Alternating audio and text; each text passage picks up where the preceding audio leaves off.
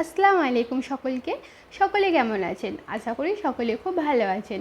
আজকে আপনার জন্য আরেকটি নতুন নাস্তা রেসিপি নিয়ে হাজির হলাম, যেটা কিন্তু স্বাদে জাস্ট অসাধারণ এবং এটা খুব হেলদিও। তো চলুন ঝটপট দেখিয়ে দিই এই নাস্তাটা আমি কীভাবে বানিয়েছি, যেটা ছোটো থেকে বড় সকলে কিন্তু খেয়ে আঙুল চাটতে থাকবে।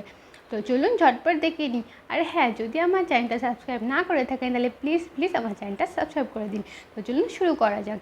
তো প্রথমে আমি এখানে কিছুটা গমের আটা নিয়েছি। এখন আমি এর মধ্যে দিয়ে দিলাম 1 চামচ মতো বেসন, দিয়ে সামান্য একটু নুন দিয়ে দিলাম, দিয়ে ভালো করে ড্রাই মিশ্রণগুলো মাখিয়ে নেব। মাখিয়ে নিয়ে এখানে রুম টেম্পারেচারে থাকা জল দিয়ে একটা ডো বানাবো। তো যেমন আমরা রুটির ডো বানাই তেমন সেম ডো বানাবো আমরা। খুব শক্তও নয়, খুব নরমও নয়, মাঝামাঝি। তো ভালো করে আমি ছানার পর দেখতে পাচ্ছি আমার ডোটা রেডি হয়ে গেছে। এখন যেটা করবো, আমরা একটা একটা করে লেচি কেটে নেব। তো আমি একটু মেখে নিই, লেচিগুলো কেটে নিচ্ছি। দেখুন আমি ঠিক এই সাইজের লেচিগুলো কাটলাম, আপনারাও এই সাইজের লেচিগুলো কেটে নেবেন। তো এখানে আমার 5টা হয়েছে। এখন আমি সামান্য আটা দিয়ে যেভাবে আমরা রুটি বেলি সেমভাবে আমরা রুটিগুলো বেলে নেব। আপনারা এখানে আটার বদলে ময়দাও ব্যবহার করতে পারেন। যেহেতু আমি এটা হেলদি নাস্তা বানিয়েছি তাই আমি এখানে আটা ব্যবহার করেছি। আপনারা চাইলে এখানে ময়দাও ব্যবহার করতে পারেন। তো যেভাবে রুটি বেলা হয় আমি সেভাবে বেললাম। রুটি যেমন পাতলা করে বেলা হয় সেরকমই পাতলা করে বেলবো, আমি একদম মোটা করে বেলবো না। তো এইভাবে আমি প্রথমে সবগুলো রুটি বেলে নেব। তো আপনারা চাইলে একটা একটা করে বেলে এক একটা করে সেঁকে নিতে পারেন। আমি একসাথে সবগুলোই বেলে নিচ্ছি, তারপরে একদম একেবারে সেঁকে নেব। তো দেখুন আমার রুটিটাও বেলা হয়ে এসছে, দেখতেই পাচ্ছেন একদম গোল করে আমি বেলে নিয়েছি। তো সবগুলো বেলা হয়ে গেলে আমি এগুলোকে গরম তাওয়ার মধ্যে দিয়ে উলট পালট করে সেঁকে নেব। রুটি যেভাবে টান টান কড়া করে শেখা হয় আমরা সেইভাবে সেঁকবো না, আমরা জাস্ট হালকা করে সেঁকে নেব। তো দেখুন আমার সবগুলো কমপ্লিট হয়ে গেছে, দেখতেই পাচ্ছেন আমরা রুটির মতো একদম টান টান করে এটাকে সেঁকিয়ে নিই। তো ব্যাস, এখন একটা প্যানের মধ্যে আমি নিয়ে নেব কিছু পিনাট, দিয়ে দেবো রসুন, 2টো শুকনো লঙ্কা যার বীজ বের করে নিয়েছি, জিরে আর লবণ দিয়ে একটু আমরা ড্রাই রোস্ট করে নেব। যখন এটা ভাজা হচ্ছে আমরা বানাবো হোমমেড হেলদি মেয়ো। তার জন্য আমি এখানে কিছু কাজু বাদাম ভিজিয়ে রেখেছিলাম, সেগুলো দিয়ে দিলাম কিছু পনির, দিয়ে দিলাম 2টো রসুনের কোয়া, স্বাদ মতো নুন ও 1 টেবিল চামচ পরিমাপ হানি। তো দিয়ে আমরা ভালো করে ব্লেন্ড করে নেবো, তাহলে আমাদের হোমমেড হেলদি মেয়ো রেডি হয়ে গেল। এই মেয়োনিজটা আপনারা আপনাদের বাচ্চাদের সকালে টিফিন নাস্তাতেও বা ব্রেডের সাথেও দিতে পারেন, এটা কিন্তু খুবই হেলদি হয়। তো বাদামগুলো ভালো করে ভাজা হয়ে গেছে, এখন এটা পেস্ট করে নিলাম। এখন রেডি হয়ে গেল আমাদের হেলদি শুকনো চাটনি।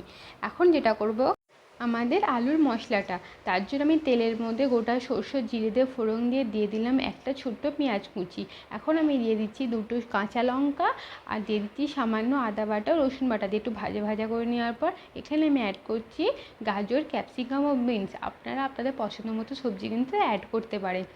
তো এখন আমি দিয়ে দিচ্ছি বেসিক মশলা, যেমন নুন, হলুদ গুঁড়ো, জিরে গুঁড়ো ও সামান্য গোলমরিচ গুঁড়ো। আমি এখানে লঙ্কা গুঁড়ো দিচ্ছি না, যেহেতু আমি এখানে কাঁচা লঙ্কা ব্যবহার করেছি। এখন আমি দিয়ে দিচ্ছি এর মধ্যে সেদ্ধ করে রাখা আলু। তো দিয়ে একটু ভালো করে নাড়াচাড়া করে নিলে ব্যাস আমাদের মশলাটা কমপ্লিট হয়ে গেল। এখন আমি এর মধ্যে একটু লেবুর রস দিয়ে দেবো, তাহলে একদম কমপ্লিট হয়ে যাবে আমাদের আলুর পুরটা, যেটা কিন্তু দেখতে যেমন সুন্দর, স্বাদও অতুলনীয়।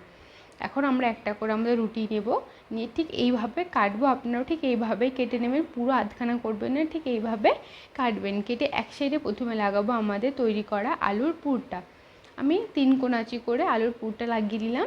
এখন আমি এর পাশে দেবো আমাদের হেলদি হোমমেড মেয়োটা। তো মেয়োটা আমি ভালো করে লাগিয়ে নিচ্ছি। তো মেয়ো লাগানো হয়ে গেছে। এখন আমি এর মধ্যে দিয়ে দেবো আমাদের তৈরি করা বাদাম ও রসুনের শুকনো চাটনিটা। এই শুকনো বাদামের যে চাটনিটা, এটা কিন্তু একদম পাওভাজির শুকনো চাটনির মতো ফ্লেভার দেয়, তাই এটা আপনারা আপনাদের স্যান্ডউইচেও কিন্তু ব্যবহার করতে পারেন। এটা কিন্তু খুবই হেলদি হয়, খেতে কিন্তু খুবই মজার হয়। এখন আমি দিয়ে দিচ্ছি সামান্য একটু কেচাপ। আপনারা কেচাপের জায়গায় কিন্তু গ্রিন চাটনিও ব্যবহার করতে পারেন। আমাদের বাড়িতে যেহেতু ধনেপাতাটা খাই না, তাই আমি গ্রিন চাটনিও ব্যবহার করলাম না। তো ব্যাস এইভাবে ঠিক মুড়ে দেবেন। দেখুন আমি যেভাবে ফোল্ড করলাম এইটা, আপনারা ওইভাবেই কিন্তু করে নেবেন।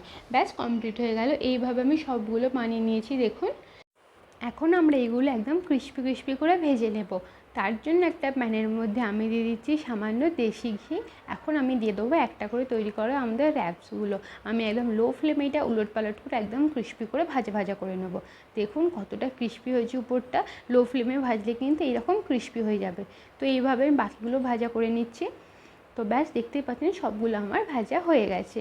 এখন এগুলো গরম গরম সার্ভ করব।